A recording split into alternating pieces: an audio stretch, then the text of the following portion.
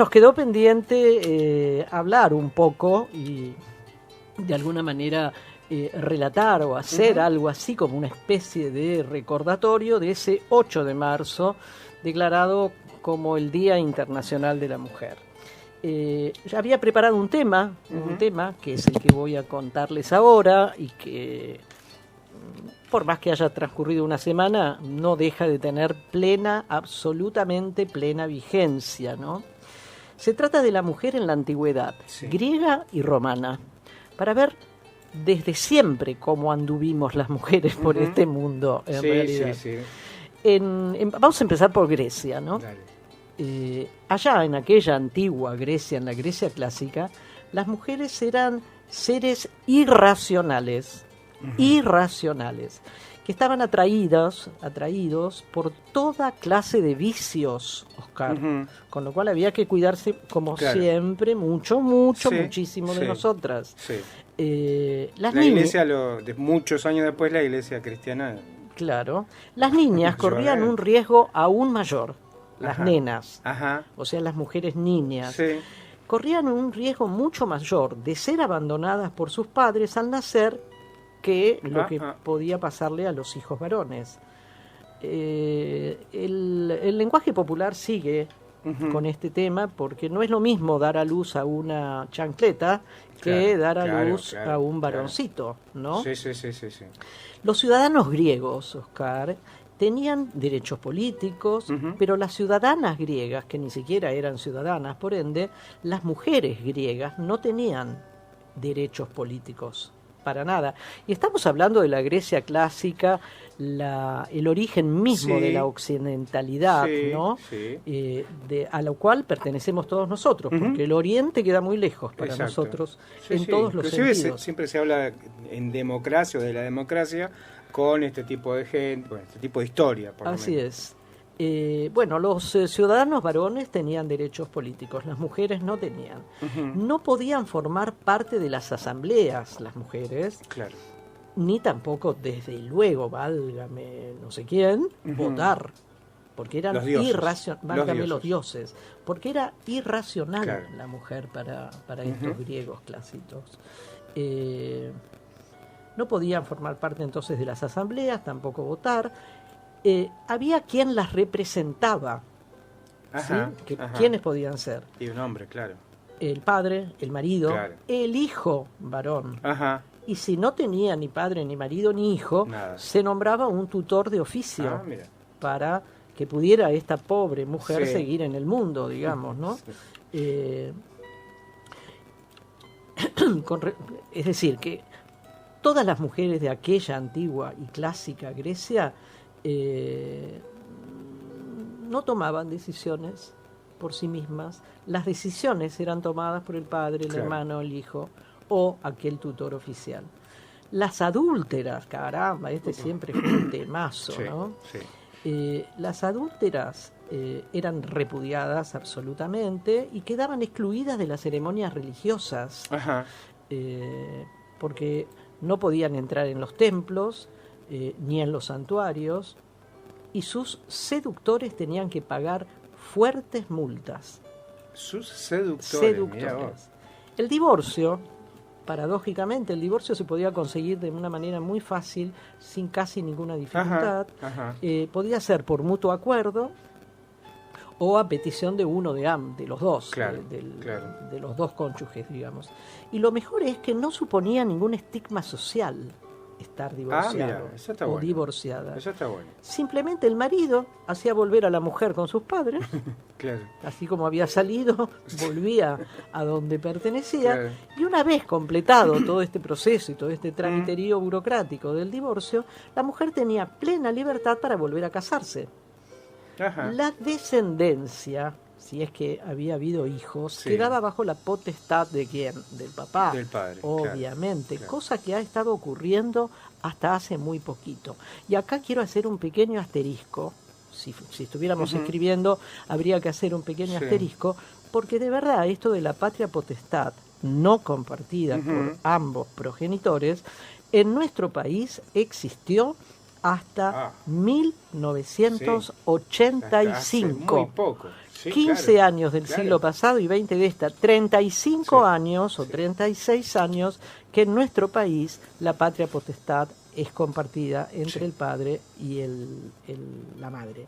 Pero un dato de interés o de color, como solés decir vos, Ujú. es que cuando se estableció aquella constitución mala vida para los opositores, Ujú. para no poner otro tipo de epítetos, Sí. para los opositores del peronismo, aquella ley, aquella constitución sancionada en 1949, Ajá. cuando fue la revolución esta libertadora, Sí. Fusiladora. supuestamente, o Sí, fusiladora, sí. obviamente que esa constitución quedó ahí tirada en un tachito y seguimos con la patria potestad solamente, porque la del 49 contemplaba la patria potestad compartida. Al derogar esa constitución por mala vida, siguió la potestad en manos de uno Ujú.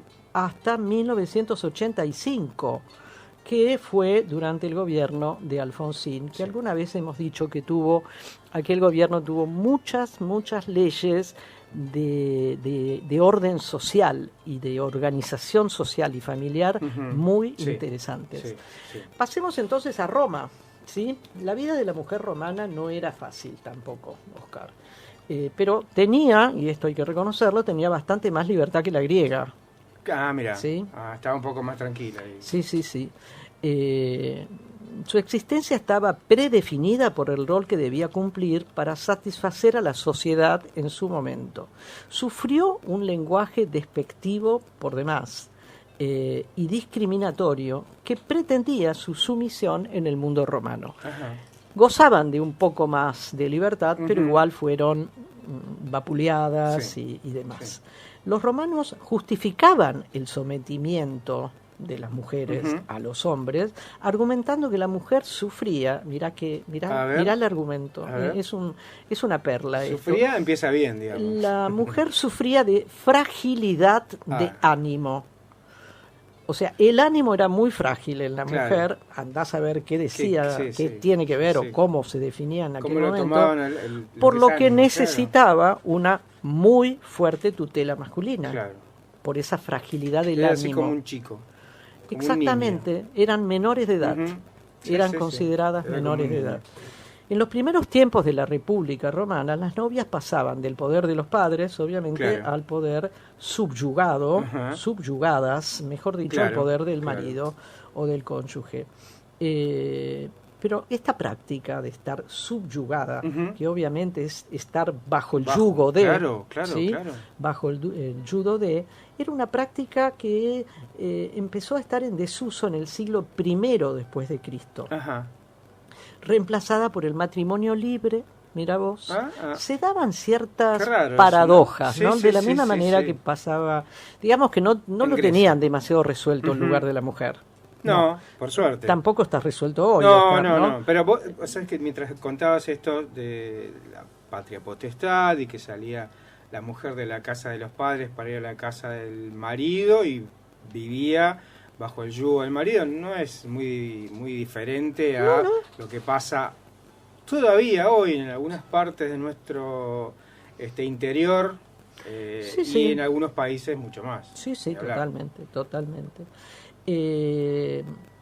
Ya decía entonces que en el siglo I después de Cristo, las mujeres de la clase alta, Ujú. socialmente Ujú. hablamos, se podían instruir y cultivar. Epa, Mira bien. vos, hace 20 siglos, Oscar, porque Ujú. estamos en el primero. Sí, Hace sí, 20 claro. siglos, las relaciones amorosas y las extramaritales, Ujú. ojo al piojo, Sí. se consagraron como un símbolo de la liberación femenina Claro. en aquella antigua esa época, Roma. ajá. ¿Sí? Proliferaban los métodos anticonceptivos también. Claro, ¿Sí? claro. ¿Cuáles eran? Ungüentos, Ujú. Sí. en Cremas. la vagina o en los Ujú. genitales, Sí. del señor también. Sí, claro. El señor ponía lo que tenía que Lo que poner tenía, claro. también, Sí, aparentemente. sí, obvio. La, Digo, o- obvio, está la bien. oclusión vaginal, Ajá. la oclusión vaginal, o el aborto también, Claro. o el infanticidio, que todas estas Ajá. prácticas eran consideradas métodos anticonceptivos y no tenían consecuencias legales. Claro. Ni el aborto, ni el Sí, sí, sí, sí. infanticidio, ni la oclusión vaginal y demás. Ujú. aún con todo esto, el adulterio femenino se seguía castigando por una ley, femenino. Claro. Viste que no vamos a hablar mucho más de los adúlteros, porque parece ser que es una palabra que va solamente con las mujeres. Adúlteras, claro, ¿cierto? Claro. Bueno, también había otras costumbres. El hombre podía estar con hombres, es más, no era nada ilegal. El tipo estaba escuchando lo que era el otro día, qué significaba tirar la toalla. Nos estamos yendo un poquito, ¿no? Pero bueno, tiene que ver, en la Roma antigua, tirar la toalla no es lo que se dice hoy en día, viene del boxeo, cuando te tiren la toalla, el rincón es, no le pegues más para acá. No, era que iba un mancebo, un hombre un lindo, no como sería en ese momento, iba con un efebo, ahí está muy bien. Iba con un toallón tapándose, estaban todos desnudos, por supuesto eran todos hombres, y cuando alguien lo llamaba, él sacaba la toalla y tiraba la toalla, significaba que aceptaba. Si no quería, el efebo no iba. Eso era tirar la toalla. La homosexualidad masculina era bastante normal en ese tiempo. Era normal, el amor homosexual era lo que valía. Exacto. Las relaciones con las mujeres apuntaban solamente a la supervivencia de la especie. ¿Sí? Sí. Bueno, pero a pesar de que tenían estos métodos anticonceptivos y con ello terminamos, aún con esto, con esos métodos y que no estaban castigados legalmente, el adulterio femenino se seguía castigando por la ley. ¿Y sabés lo que podía hacer el marido? Si se enteraba y descubría esto, la podía matar. Directamente. A ella y al amante. Papá. Bueno, tenían que cuidarse un poco, me parece, ¿no? Sí. Diferencias entre la Grecia clásica y la Roma antigua.